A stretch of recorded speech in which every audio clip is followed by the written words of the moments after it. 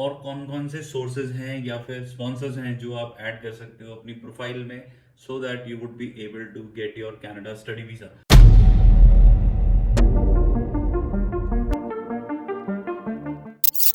Hi, hello everyone. This is Chakit from BAC Global Education. Today I am here to talk to you about financial requirement. बहुत सारे बच्चे सिर्फ इस बात से कंफ्यूज होते हैं कि उनको फंड्स कितना शो करना है, उनके पास कितना फंड्स होना चाहिए और क्या जो उनके पास फंड्स है वो सफिशिएंट है या नहीं है।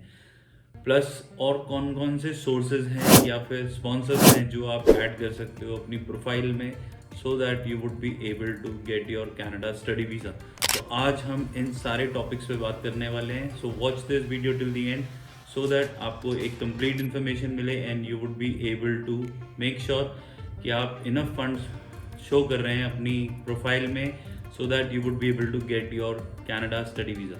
Now how much is the fund requirement. देखो फंड रिक्वायरमेंट क्या है।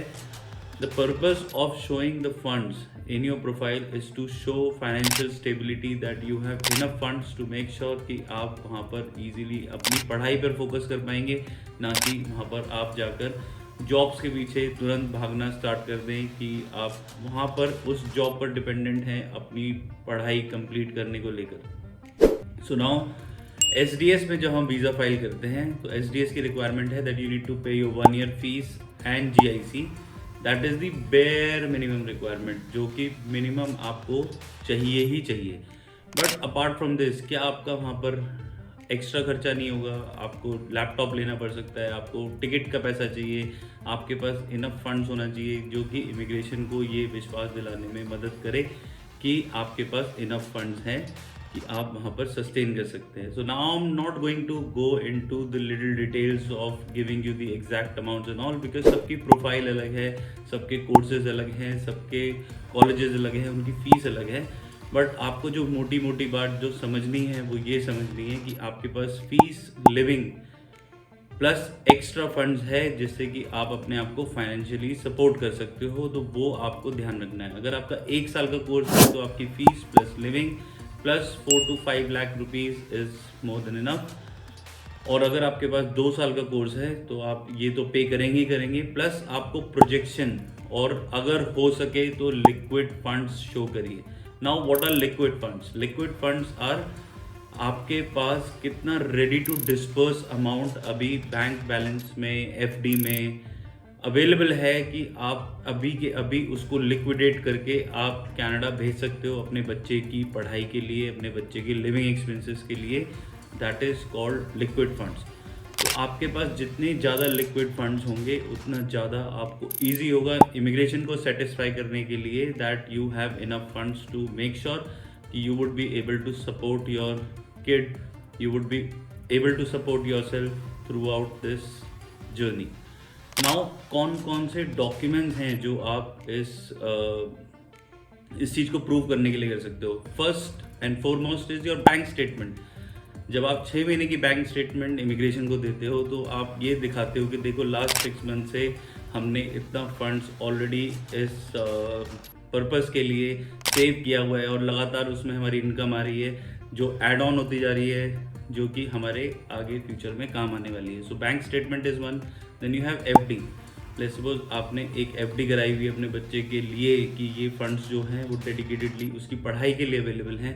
So that is another good way of showing your funds. इसके अलावा अगर आपकी कोई भी म्यूचुअल फंड्स, इक्विटी, कहीं पर भी इन्वेस्टमेंट्स हैं जो भी लिक्विड फंड्स में काउंट होती हैं जो आप इजीली शो कर सकते हो कि आपके पास ये पैसा अवेलेबल है for your kids education.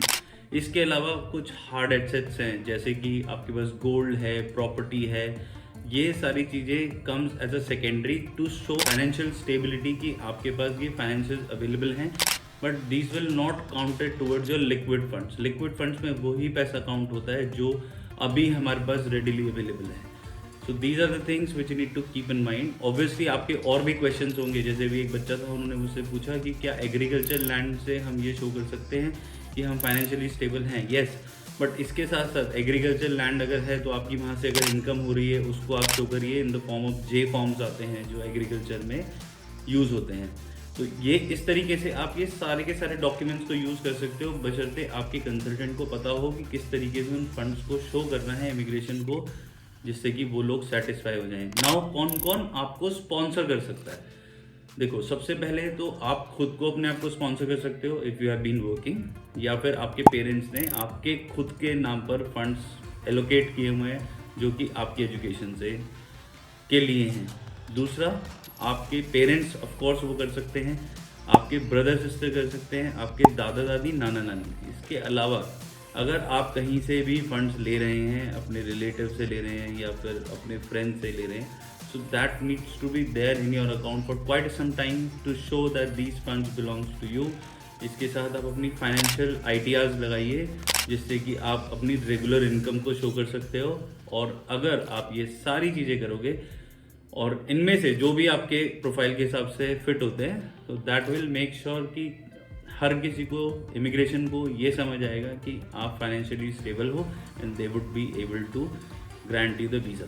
So I hope this information was useful. It is relevant to your profile. So जो भी आपके question हैं, जो भी आपकी query हैं, please write it in the comment section so that I can probably answer those in the future videos. Also, if you want to connect with us for your visa application, for your entire processing, then you can connect with us. There is a link in the description through which you can get in touch with us and we'll be more than happy to help you.